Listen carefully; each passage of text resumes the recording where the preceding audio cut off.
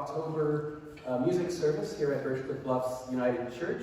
I'm happy this morning to welcome our old friend and Irish fiddler Daniel Givrin, who will be playing.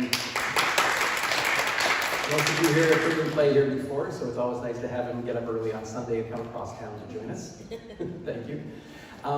Today we're going to be looking at the Celtic traditions behind our modern day celebrations of Halloween. So it should be some fun, interesting music and some fun, interesting stories. So hopefully you'll all enjoy it, and you even get a chance later to sing along with one of the songs. So, and not just a hymn. So give a round of applause for that. Okay. Please join together in our call to worship. When we pass through the rough waters, you are there with us. When we suffer and feel hopeless, you are there with us. When we are joyful and celebratory, you are there with us. Whether we feel triumphant or defeated, you are there with us always. Come, let us join our hearts and voices, together with all the saints throughout time, as we come together this day. We're going to open with a hymn called Let There Be Lights. The words will be up on the screen for those of you who don't have a hymnal, but if you happen to have them, it is Voices United 679.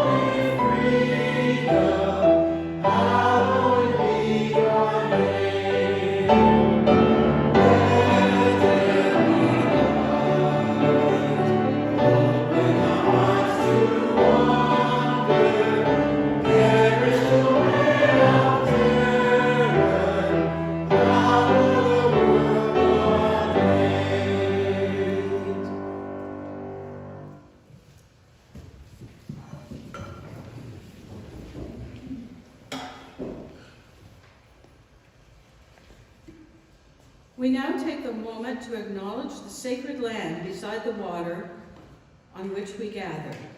It has been the site of human activity for many thousands of years. This land is the territory of the Huron-Wendat and the Petun First Nations, the Seneca, and the Mississaugas of the Credit and the Squaw. The lands where Birchcliff Bluffs United Church sit are part of the Williams Treaty. Today, the meeting place around Toronto is still home to many Indigenous people from across Turtle Island. We are grateful for the opportunity to live and work on this territory. And we seek to be mindful of the broken covenants and the need to strive to make things right with all our relations.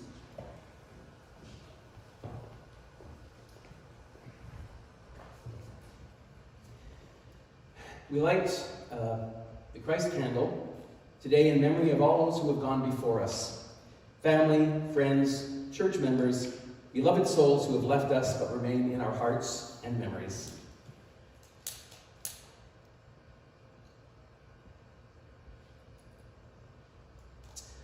We also light this candle to remember that we are an affirming congregation, publicly, intentionally, and explicitly welcoming people of all gender identities.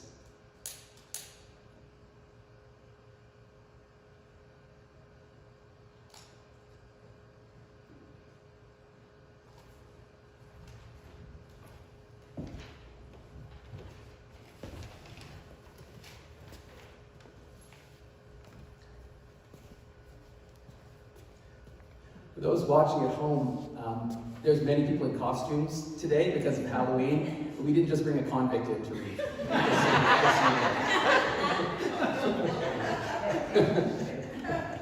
I don't know if it's going to be up there, but the opening prayer, the countless saints of history who have blazed a trail of courage through time, the tender touch of loved ones, the example of heroes, the healing words of comforters, the remarkable acts of fearless ones, the gentle strength of grandmothers, the loyalty of friends and kindness of strangers, the joy of children, the sacrifice of parents, the young and old, the dead and living, articulate and silent, strange and familiar, brilliant and ordinary.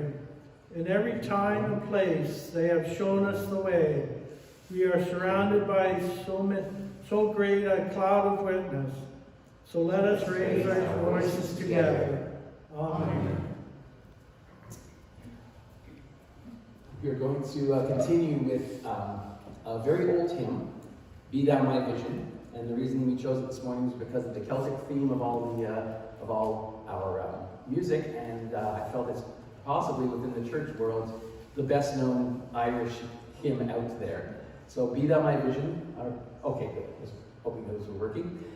It's Voices United 642 for anyone with the hymnal, or the words will be up on the screen as well. Be Thou My Vision.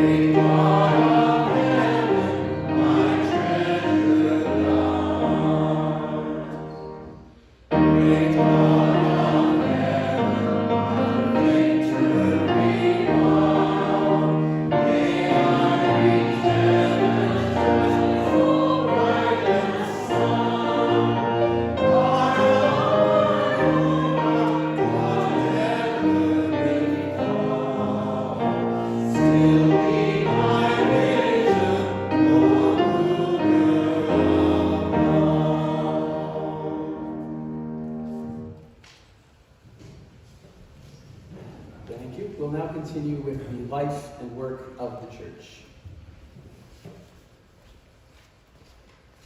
Good morning, everyone, and welcome, welcome, welcome. It's so good to see so many familiar faces out. Kind of familiar faces. Sort of familiar.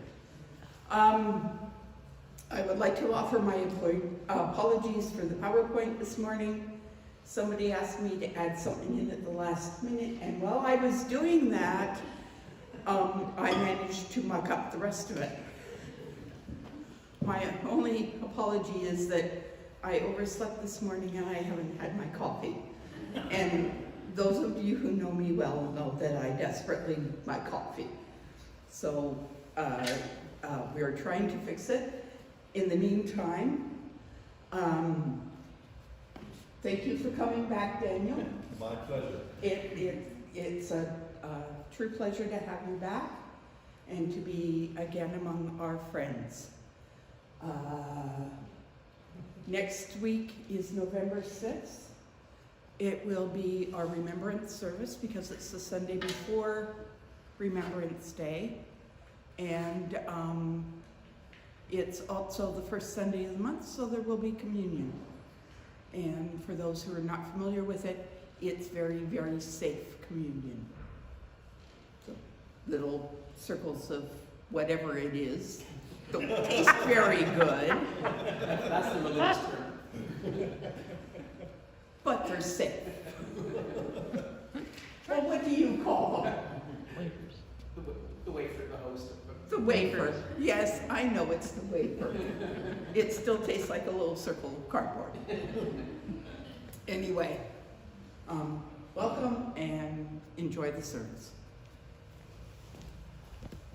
We'll now continue with our scripture reading for the morning.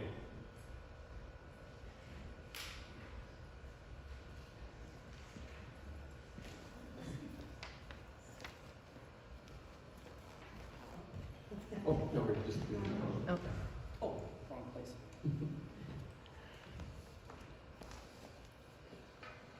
Our scripture reading this morning is taken from Luke chapter 6, verses 20 to 31. The first section is entitled Blessings and Woes. Then he looked up at his disciples and said, "Blessed are you who are poor, for yours is the kingdom of God.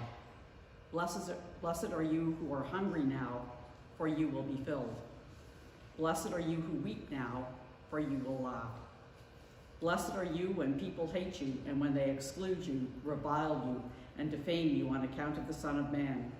Rejoice on that day and leap for joy, for surely your reward is great in heaven, for that is how their ancestors treated the prophets. But woe to you who are rich, for you have received your consolation. Woe to you who are full now, for you will be hungry. Woe to you who are laughing now, for you will mourn and weep. Woe to you when all speak well of you, for that is how their ancestors treated the false prophets." And the final verse is entitled Love for Enemies. "But I say to you who are listening, love your enemies, do good to those who hate you. Bless those who curse you, praise for those who mistreat you. If anyone strikes you on the cheek, offer the other also. And from anyone who takes away your coat, do not withhold even your shirt. Give to anyone who asks of you, and if anyone takes away what is yours, do not ask for it back again. Do unto others as you would have them do unto you."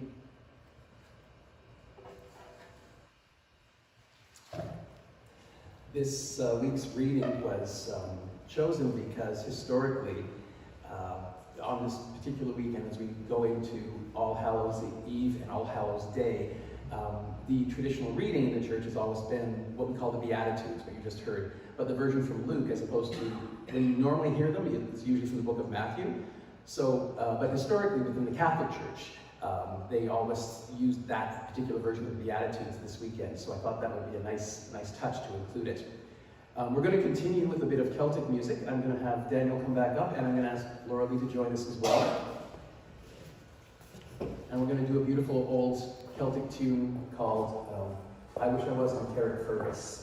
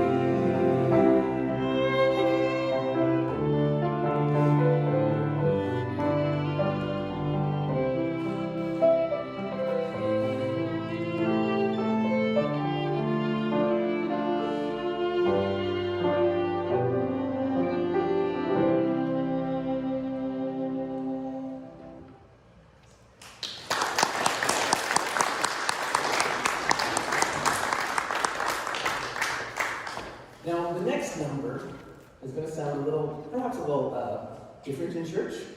But the thing about this time of year is the tradition is we have All Hallows Eve, which is tomorrow. And Hallow is the medieval term for Hallig, which is a medieval word for saint or holy. So the point of All Hallows Eve, what we now call Halloween, is that it leads to All Hallows Day or All Saints Day. And then the next day is All Souls Day, where we think of all the people who've gone before us. So it's a little 3-day event. And now the thing about the Celtic tradition, which we'll talk about later, is, as many of you know, the Irish have a very healthy, I think, relationship with the concept of death. And so frequently, if you've ever been to an Irish wake, you know, it seems more celebratory than remorseful, which is lovely. And so Daniel here is going to perform a special number for us that he and I've done a bunch of times over the years, which is basically talks about attending a particular wake.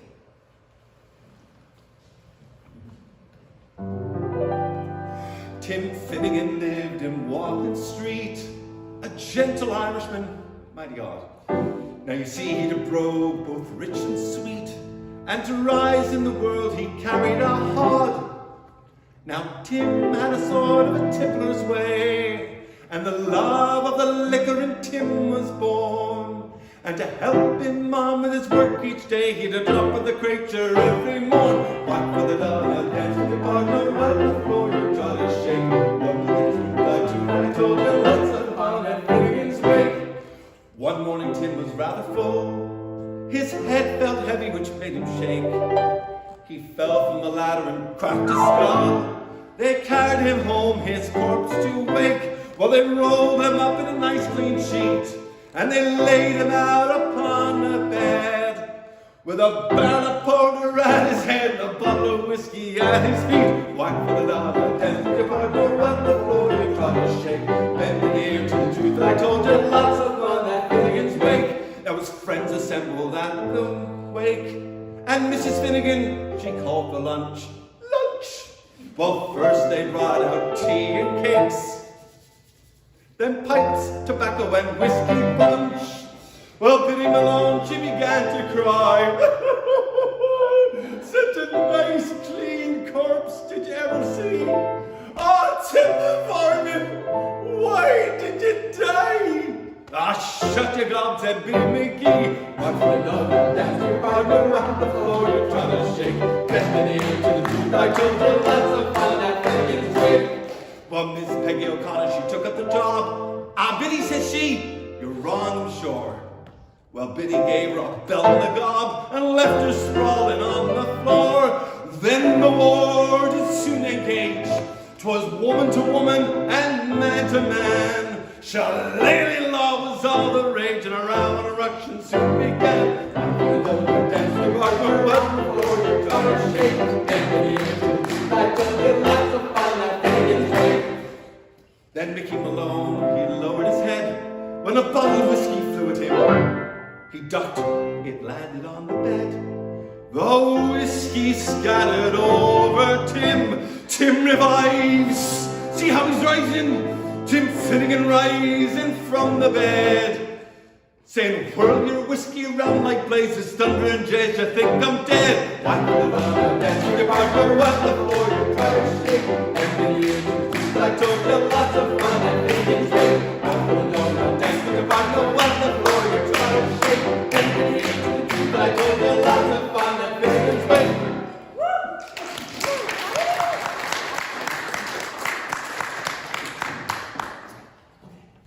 You can sit down. Don't work it too hard, although that's...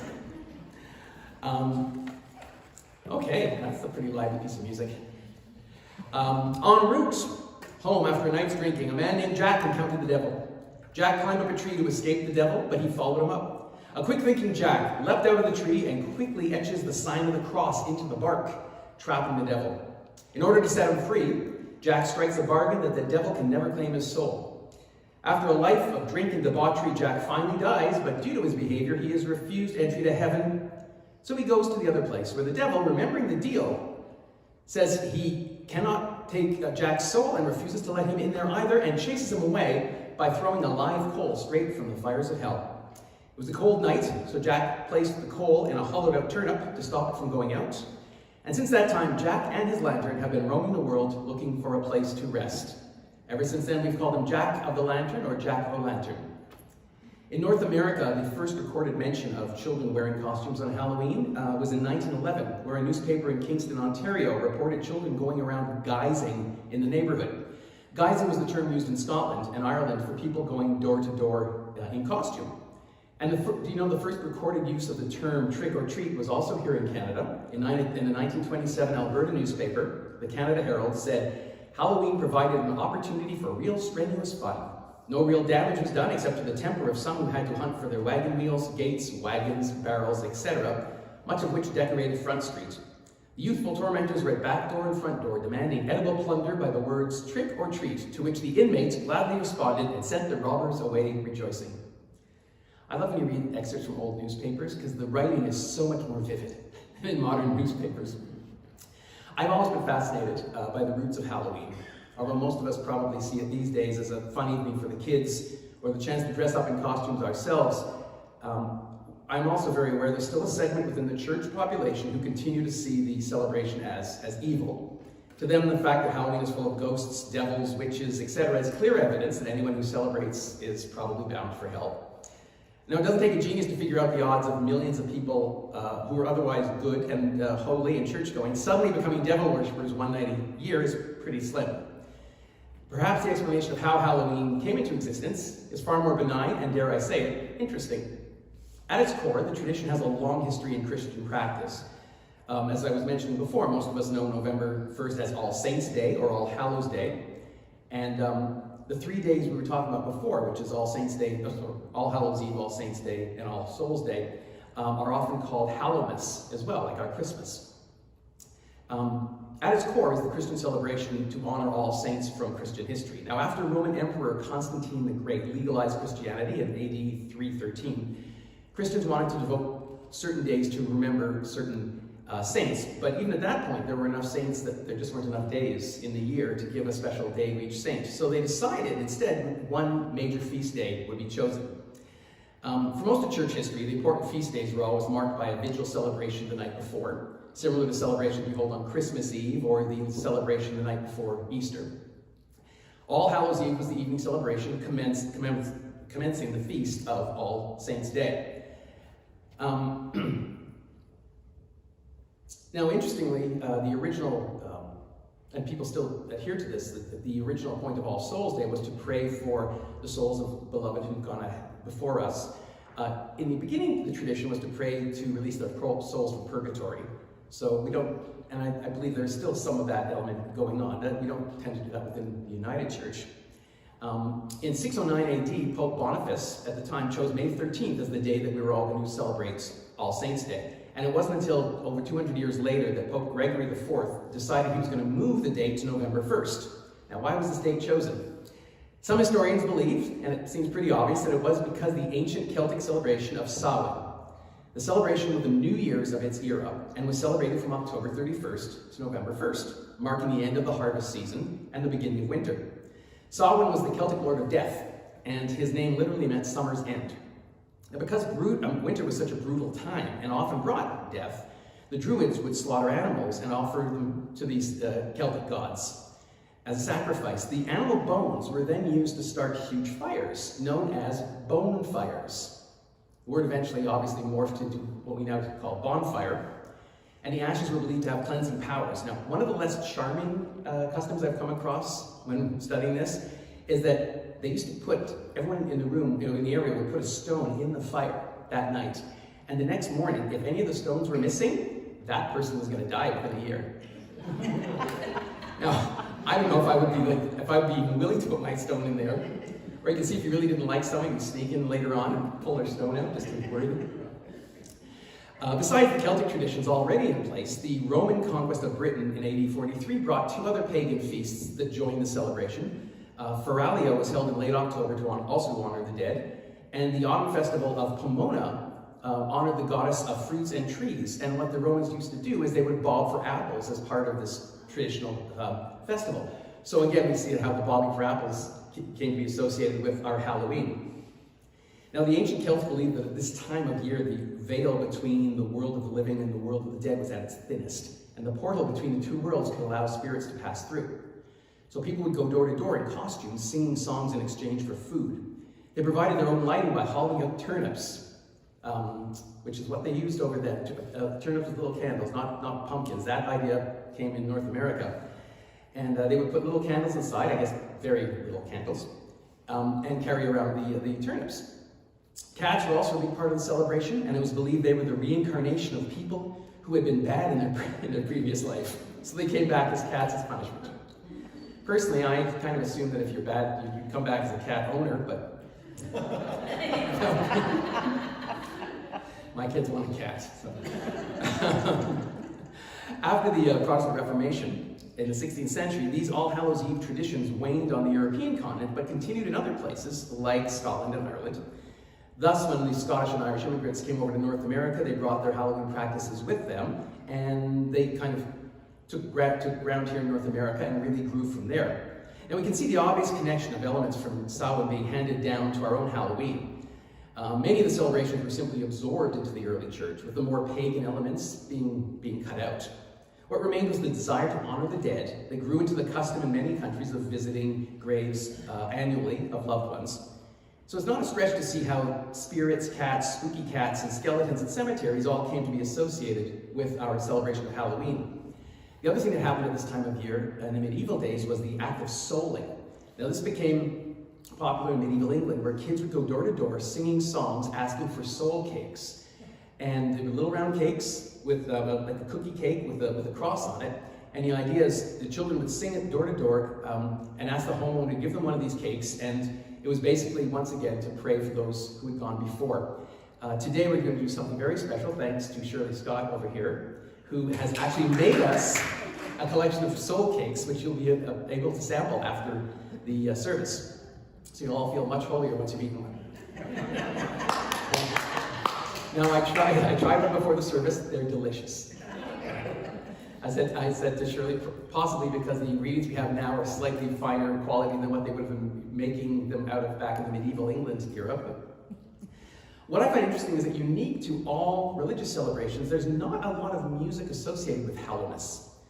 I mean, there's lots of hymns that have been written for All Saints' Day and some for All Souls, but nothing for the overall 3-day celebration, which I find interesting. Here in North America, we've really separated the idea of All Hallows Eve from All Saints and All Souls, which is probably why we've forgotten that they were all connected originally. That isn't the case in other countries. I mean, if you consider Mexico, the Day of the Dead, Dia de los Muertos, is very tied into to Halloween, and hence, you know, people dressing as skeletons going to visit their ancestors in the graveyard. But again, not a lot of music. We had Mexican neighbors for a long time, and I asked them a couple of years ago, is there any traditional Mexican song I can use for Day of the Dead? And they thought and said, well, there's a song from that Disney movie, Coco. And it's like, well, okay, I wanted something a little bit more traditional than something from a Disney movie. It did win the Oscar that year, so I suppose it was good. And if you've ever seen the 2015 James Bond film, Spectre, he's in Mexico City, and he gets caught up in the Mexican City Day of the Dead parade. That never existed. They made that up for the movie. But it was so popular in the movie that ever since 2016, they've actually had a Day of the Dead celebration, the parade through Mexico City. So inspired by the American movie, the British movie. Although we've been talking a lot right here about All Saints' Day, today is also known as Reformation Sunday. So many things in one weekend. And remembers the day in 1517 when Martin Luther nailed his paper of 95 Theses to the door of All Saints Church in Wittenberg, Germany, triggering the beginning of the Protestant Reformation. It had basically advanced, he really was focusing on the fact that he thought they were abusing the practice of clergy selling something called indulgences, which were certificates believed to shorten the length of time the loved one spent in purgatory. So it was kind of a fundraising thing for the early church. And what day did he decide to nail this paper to the door of the church? October 31st, All Hallows Eve. Some people believe he deliberately chose that date and a church named All Saints to make his point, but that's never really been proven. After the Reformation, Protestant churches continued to celebrate the 3-day Hallowmas festival, but over the years, as they drew further away, as the Protestant churches drew further away from the Catholic Church, they decided that it felt a little too popish, a little too Catholic, particularly the idea of praying for souls in purgatory. So I think that partially explains how Halloween ended up getting separated from the other celebrations. Now, as I was saying before, the Irish have a wonderful connection to death and dying and ancestors that we're hopefully able to celebrate as part of the service today. The next number that we chose, we were talking about it, Dan and I, earlier this week, and I thought it'd be fun if we did this one as a sing-along to get you folks involved on the chorus. So you may recognize this song. I'm very sorry, I won't make it. Oh, okay. Then maybe I'll tell you what the words are. It's called Old Rosin the Bow, and the chorus goes, let me pull out my copy of it here. It's the same chorus each time. To welcome old Rosin the Bow, to welcome old Rosin the Bow, and I know that good quarters are waiting to welcome old Rosin the Bow. Let's try that all together.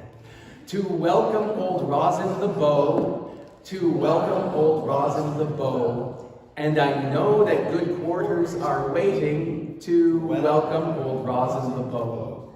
I'm sure you'll catch it after a couple of times. By the end of the song, you'll have it down pat. Pardon me? Oh, sure. And since I'm on mic, just come a bit closer to the mic here. So back there. Should we sing the chorus once with them first? Sure, So why you get the not? melody? Sure. It goes like this. To welcome old Rosin the Bow, to welcome old Rosin the Bow, and I know that good quarters are waiting to welcome old Rosin the Bow. I've traveled this world all over, and now to another I go. And I know that good quarters are waiting to welcome old Rosin the Bow. Everybody, to welcome old Rosin the Bow, to welcome old Rosin the Bow. And I know that good quarters are waiting to welcome old Rosin the Bow. When I'm dead and laid out on the counter, a voice you will hear from below, saying, send down a hogshead of whiskey to drink with old Rosin the Bow. To drink with old Rosin the Bow, to welcome old Rosin the Bow. And I know that good quarters are waiting to welcome old Rosin the Bow. Now get ye a dozen stout fellows, and let them all stagger and go, and dig a great hole in the meadow, and in it put Rosin the Bow. To welcome old Rosin the Bow, to welcome old Rosin the Bow. And I know that good quarters are waiting to welcome old Rosin the Bow. Now I see that old tyrant approaching, that cruel, remorseless old foe, and I lift up my glass in his honor, have a drink with old Rosin the Bow. To welcome old Rosin the Bow, to welcome old Rosin the Bow. And I know that good quarters are waiting to welcome old Rosin the Bow. To welcome old Rosin the Bow, to welcome old Rosin the Bow. And I know that good quarters are waiting to welcome old Rosin the Bow.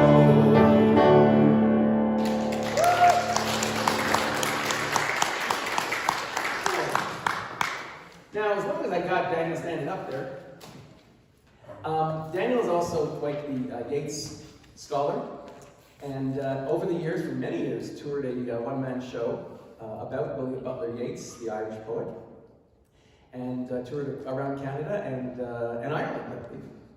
Yeah, I did it a couple times in Ireland. In Ireland as well.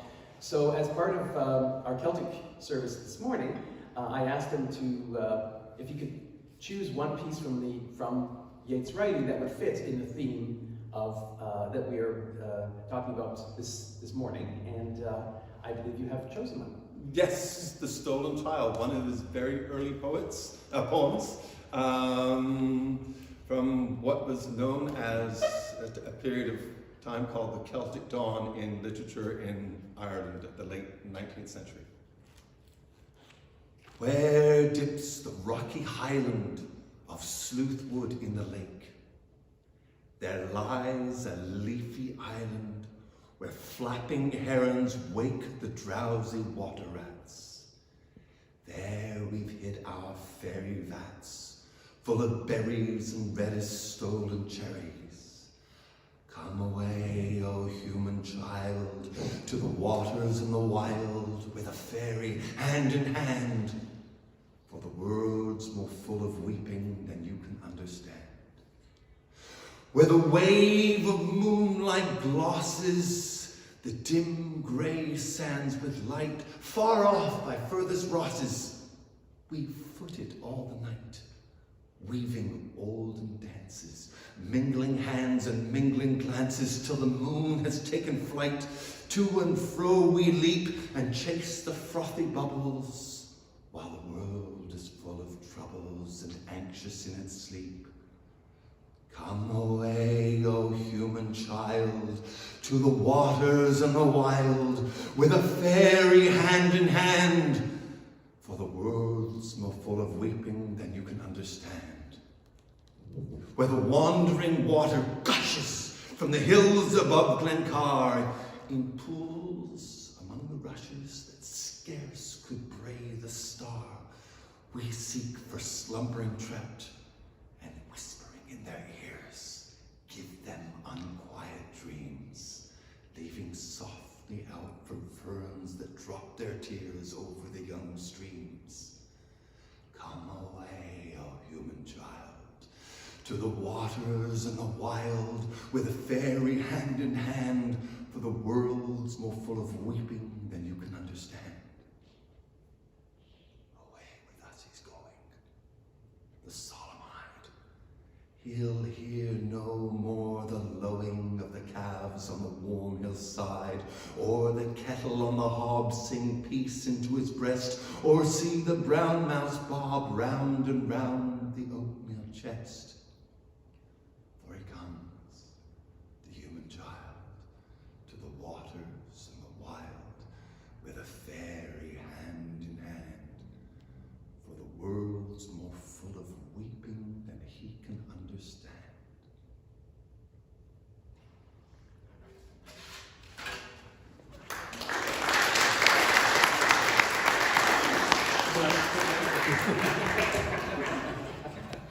You just make me work so much over that.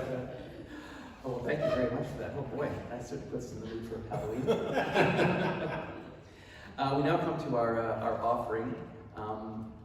Since the beginning of COVID, we have stopped passing any sort of offering plate in the church, but we do have an offering plate over by the door as you come in, right at the corner there. So if you feel free to put anything in there. Any money given to our church does go to help support events like this and all the various ministries that operate out of our space.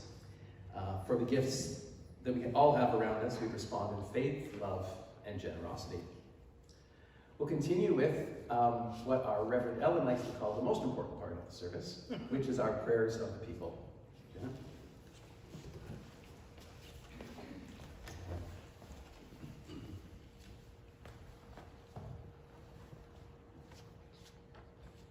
Let us pray. We give thanks for all those who went before us, whether meeting in the outdoors or in cathedrals, whether wooden churches or crumbling cement meeting houses. We give thanks for hands lifted in praise, manicured hands and hands stained with grease or soil, strong hands and those gnarled with age, holy hands. We give thanks for hard-working saints, whether hard-hatted or steel-booted, head-ragged or aproned, blue-collared or three-piece suits. They left their mark on the earth for you, for us, for our children to come. We give thanks for the tremendous sacrifices made by those who have gone before us. Bless their memories. May we learn how to walk wisely from their examples of faith, dedication, worship, and love. We now take a moment to remember those we keep in our prayers.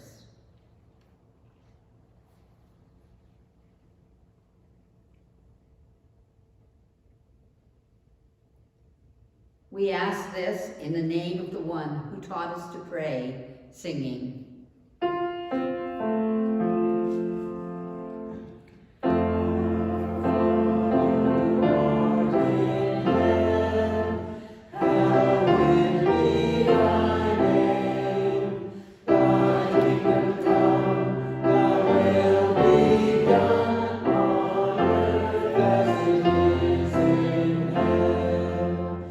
Give us this day our daily bread, and forgive us our trespasses as we forgive those that trespass against us. And lead us not into temptation, but deliver us from evil. For thine is the kingdom and the power and the glory forever and ever.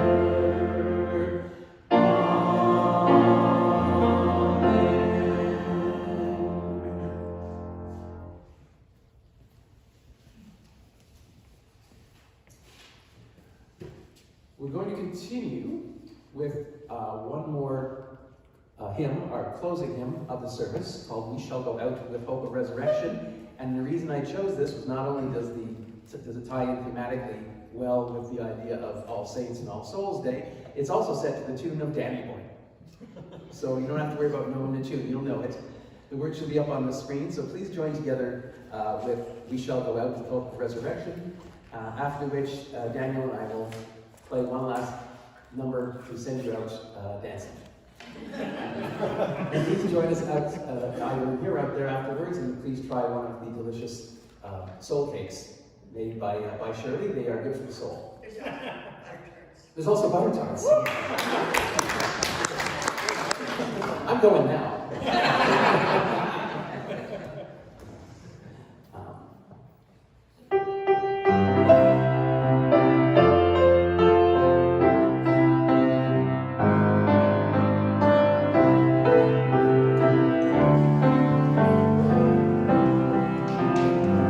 We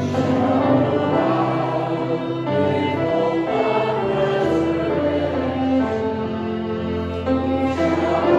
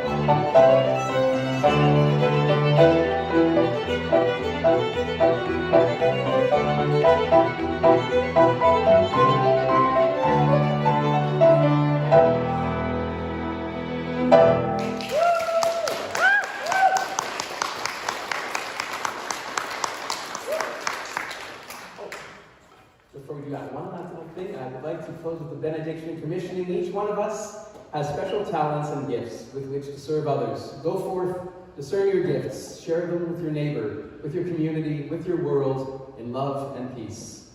Amen.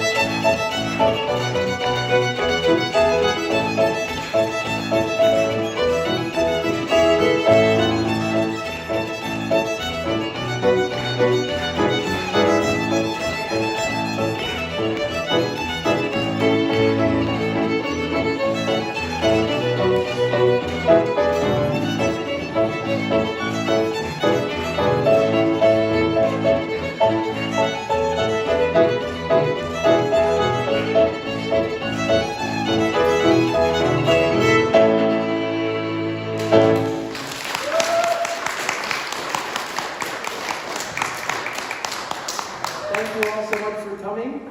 Please come back next week for our Remembrance Sunday service. And next, the last